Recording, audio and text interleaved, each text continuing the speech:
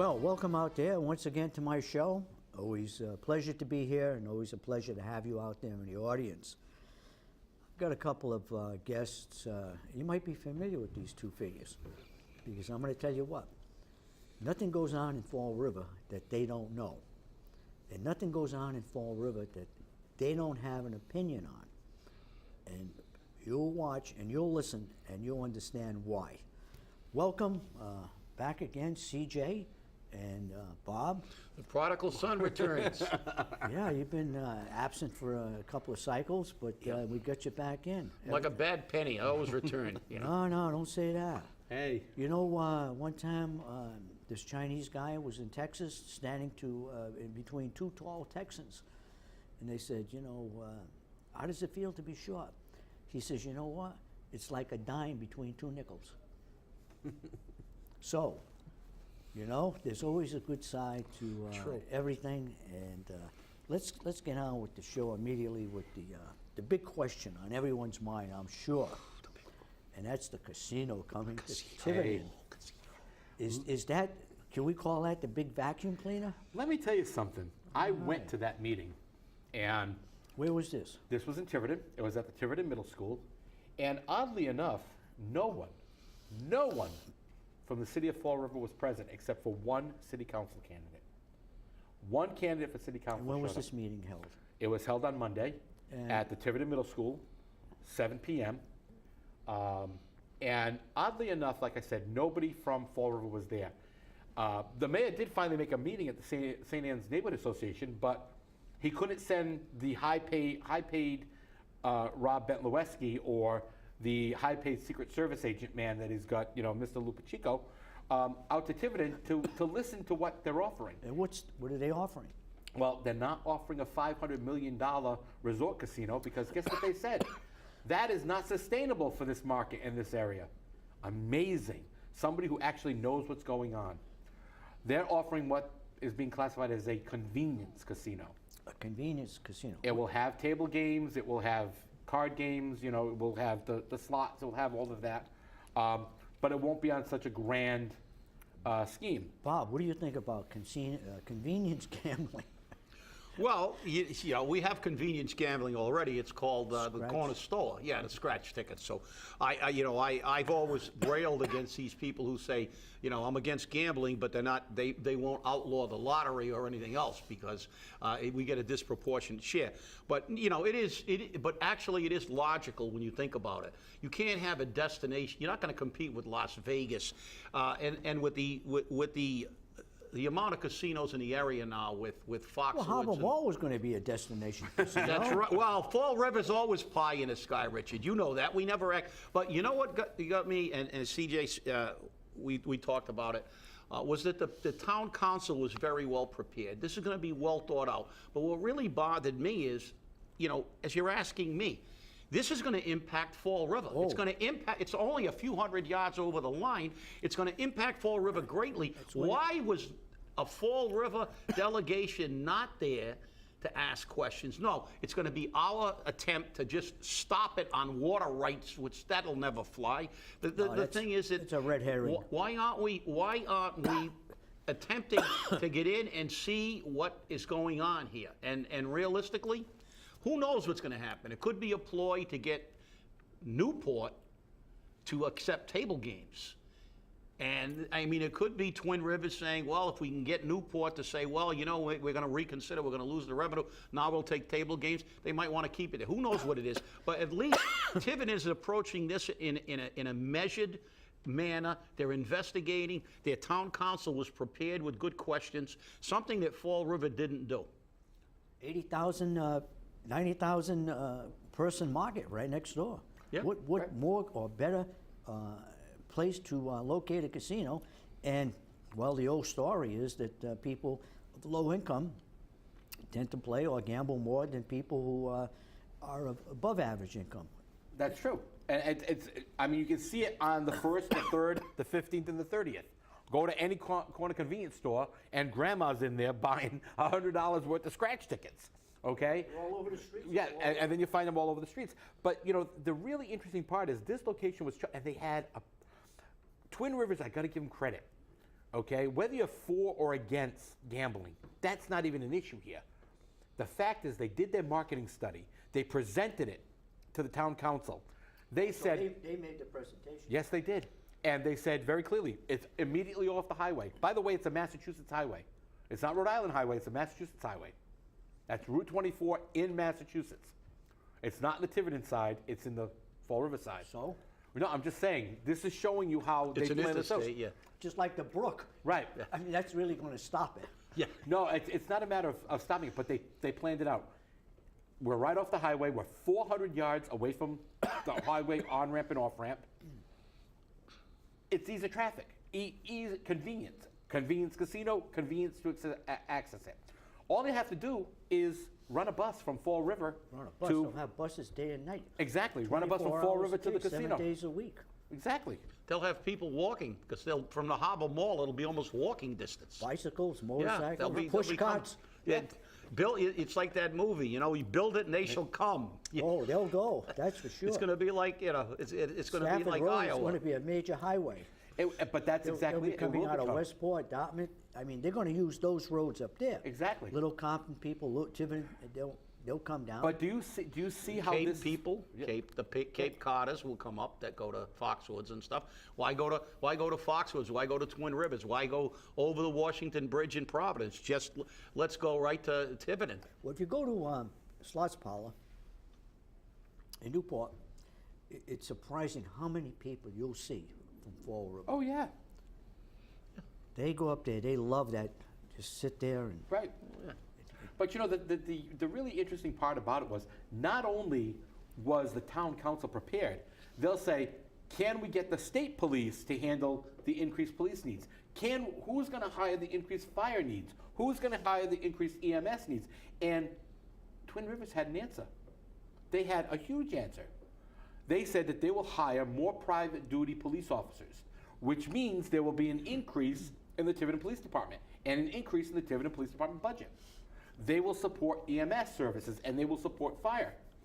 I mean, they're talking $4 million minimum a year to Tiverton. That's 1/10 of their budget.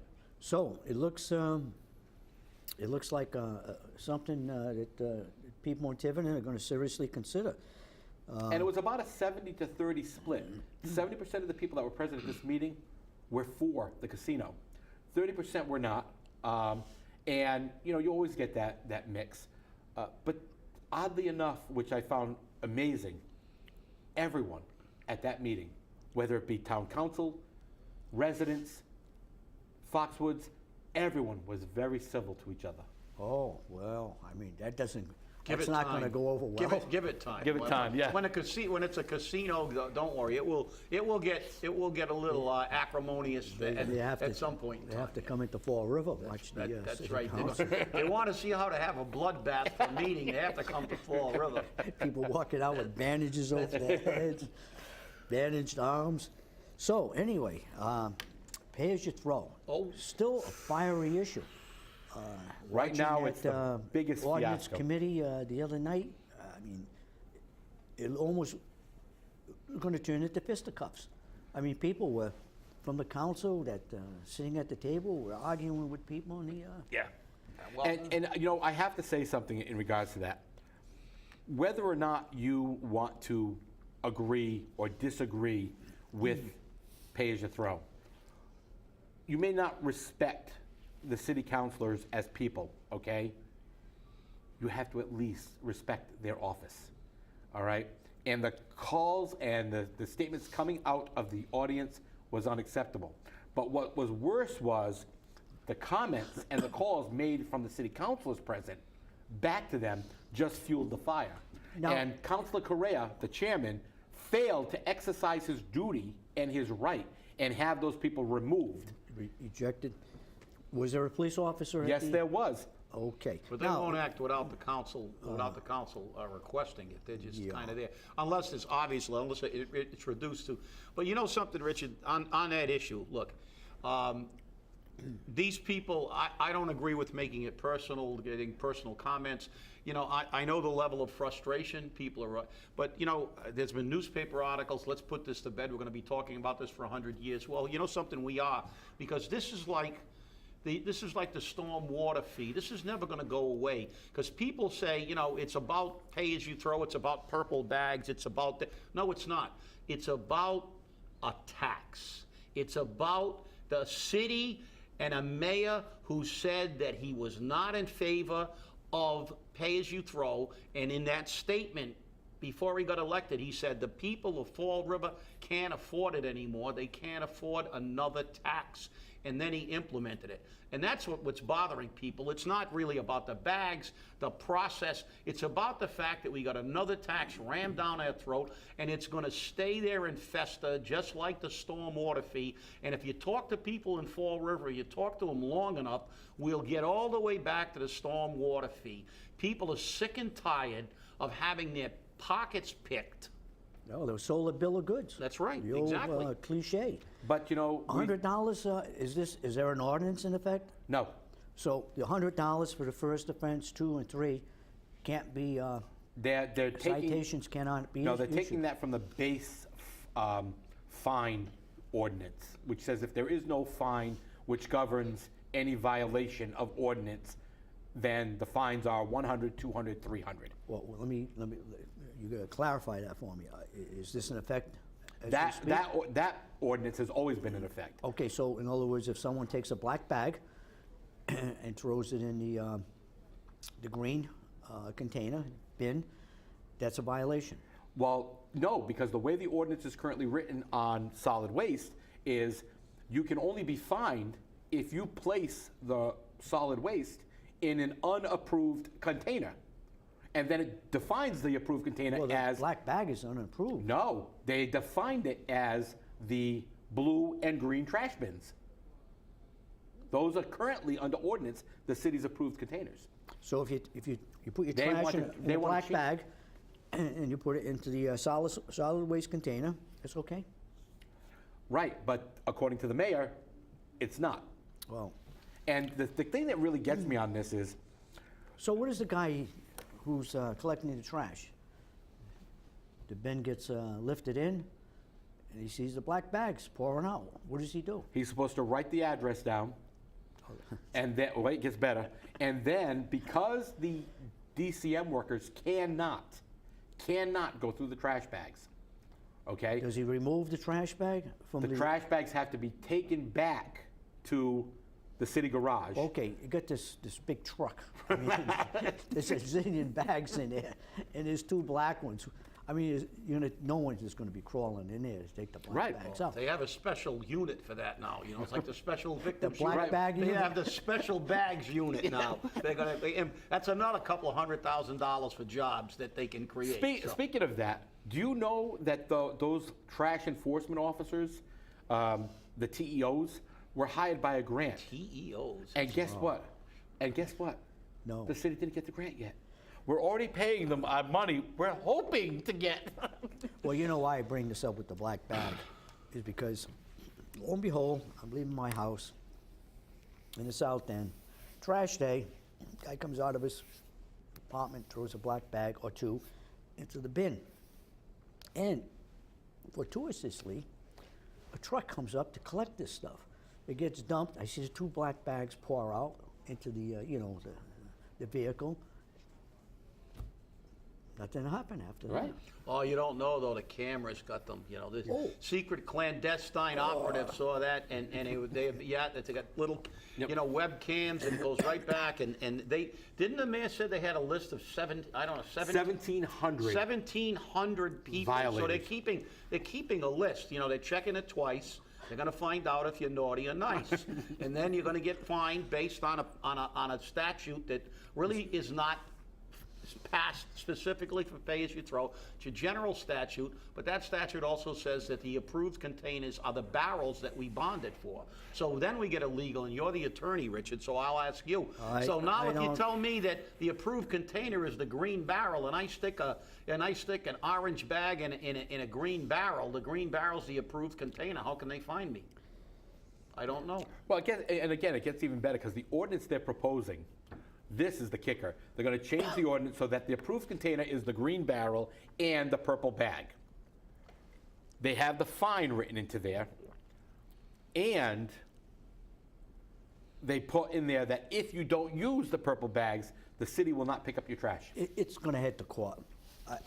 Oh, we know it There's is. too many interpretations and too many if you do this and if you do that and if you don't do And this. Sam knew that too. The man knew that. They can't not pick up your trash. That's a health code violation. Were they gonna leave your trash But there for a year? they're writing the ordinance so that. Well, actually, It's up coming to the down here director. to the studio tonight, I saw 2 white bags on the curbside. Right. Ah, They weren't picked up. Oh, wait a minute. We have 90%. Oh, no, now it's down to 80% compliance rate, don't we?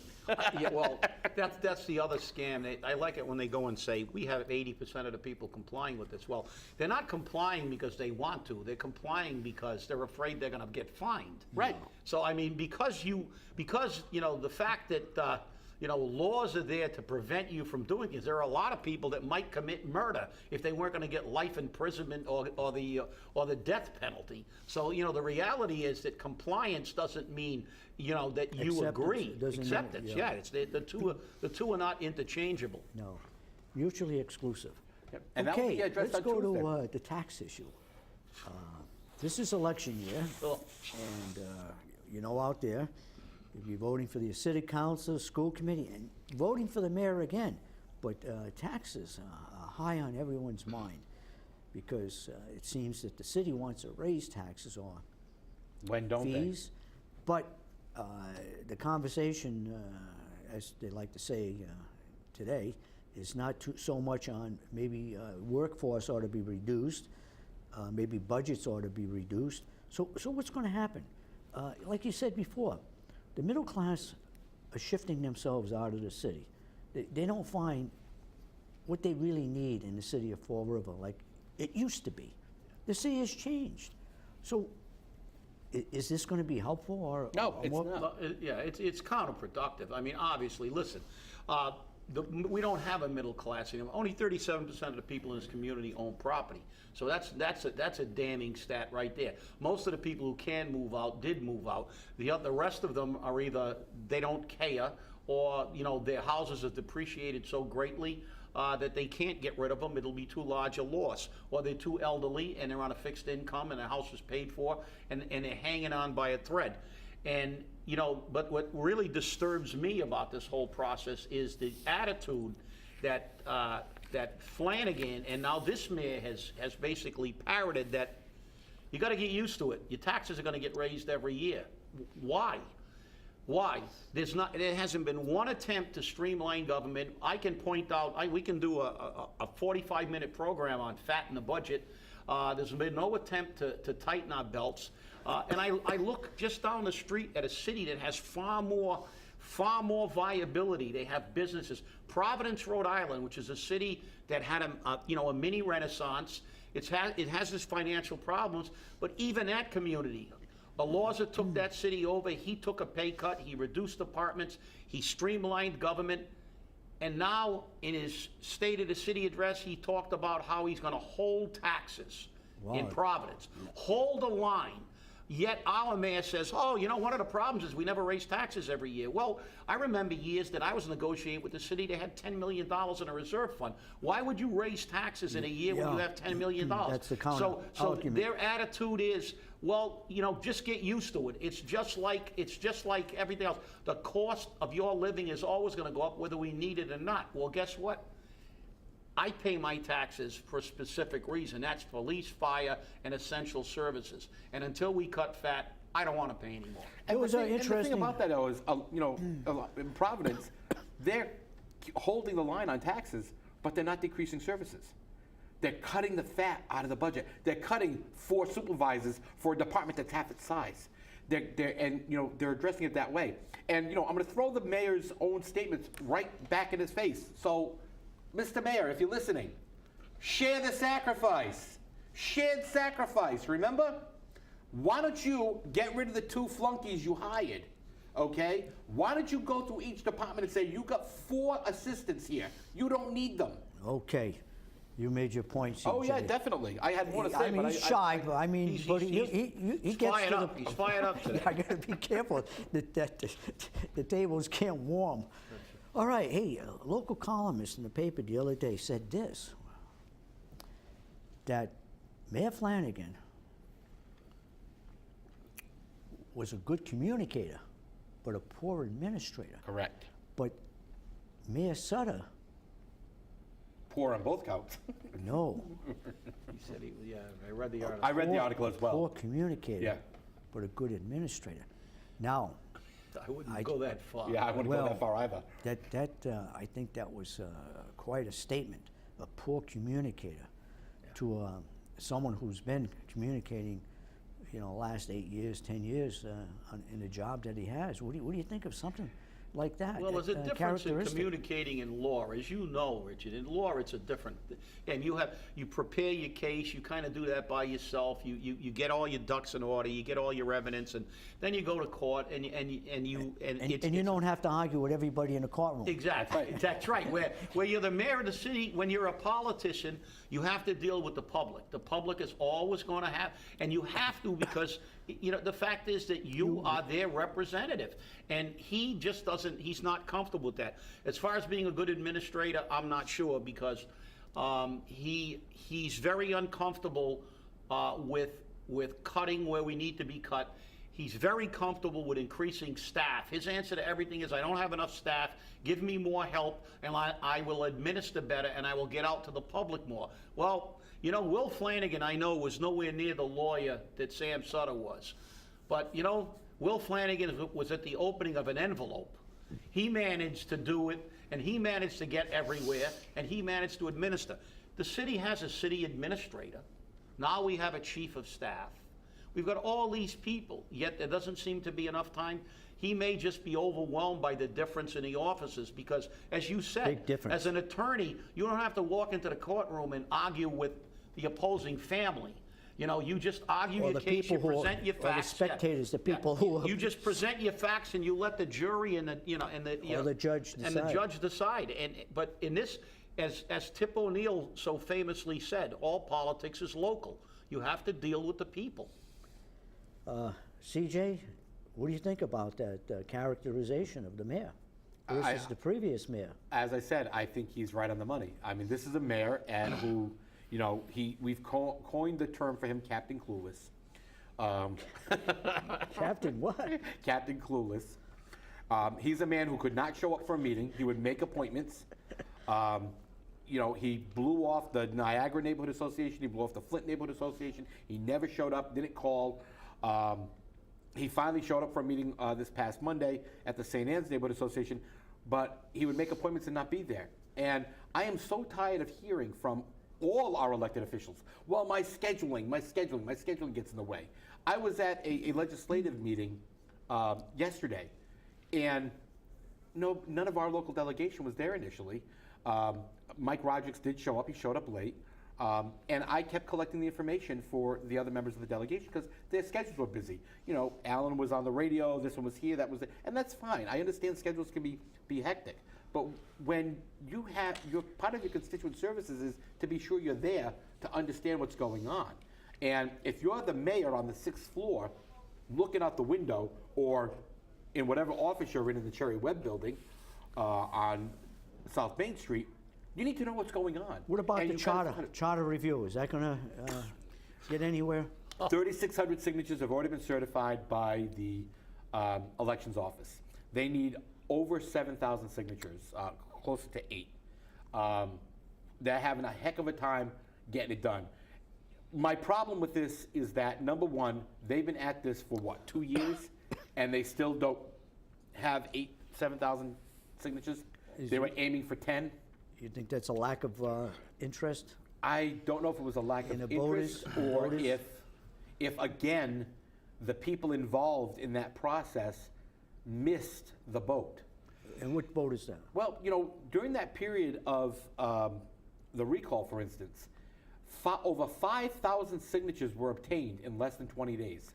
Now, if the Okay. same people were collecting signatures for the charter, are you getting to that point? Well, I mean, they could have piggybacked that whole function That would have been what I would have And done. they did to a degree. I mean, a Right. few of them were collecting simultaneous. I think Dan Botello. Dan Botello was, But and- so I would say probably out of that 3,600 that they've got certified, they probably got 1,000 during the recall. So realistically, if you're looking at 2 years, they haven't done well. Is it because of apathy? I don't know. Maybe it's because people are more concerned about taxes and what's happening in the city. They don't think it's a big deal. But to get back to, It's got to be by June 30th. yeah. Right. And to get back to the thing about not showing up and things, but as I think it was Jefferson who once said, it's not the time that's lacking, it's the will. And the fact is, what you really want to do, you do. The fact is that they never miss a fundraiser. They always find time.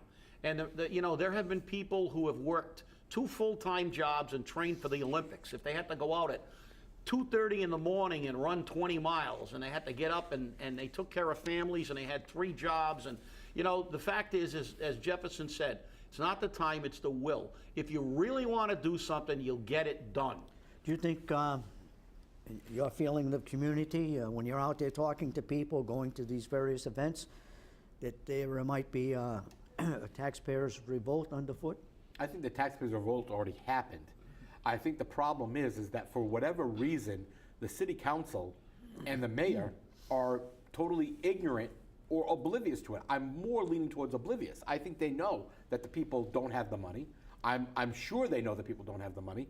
I mean, you just look at the list that was publicized by the transition team with all those people who are thousands and thousands, millions of dollars in back taxes that we've never collected. So obviously there's a problem. And many of them are on a city payrolls. And the fact, that's the thing. And they're getting city contracts, and they owe the city Well, the guy that thousands of put the dollars. windows in, the Yeah. 22 Yeah, windows, there he you got, go. Yeah. what does he owe, 600,000? Yeah, and over half of them. But And he's still sliding? yeah, and there's a lot of them. If you look at that list, but I go out for breakfast and stuff, and we'll go out for lunch after our show, and everywhere we go, we're approached almost every day by a couple people. They're upset. They're fit to be tied, and they say, look at this guy, was on a transition team. He gets a job. But it seems the politicians have said, we've eliminated enough of the electorate. They've moved out of the community, where what we got left are people who are that you can don't care because they're in a high rise, and they're really oblivious to the problems because and we can appeal to them. And I know one of the reporters got very upset when he said you can buy them with a chow mein sandwich and they have a vote, and they do. But the fact is that they're not in it. And the other half of the electorate are political hacks. Okay, I want to get one announcement in before we conclude, and that is the Miller Monument Ceremony. Remember, that's Memorial Day, 11:30. Miller Monument Monument is at the intersection of South and Shove Street. Corporal David Miller served in the United States Army in World War II. He was in the Philippines, captured by the Japanese, put on a Bataan death march where 4,000 to 5,000 Americans were murdered by the Japanese. He made it to a prisoner of war camp. That's where he died. And his body was never returned to the United States. That ground there, I understand, was blessed at one time by a priest from St. Patrick's Church. It's sacred ground. And we're going to have a ceremony there. That's Memorial Day, 11:30, open to the public, and everyone is invited to attend. We'll have a good time. Any final word? Nothing. No new taxes. Okay. Thank you out there for watching.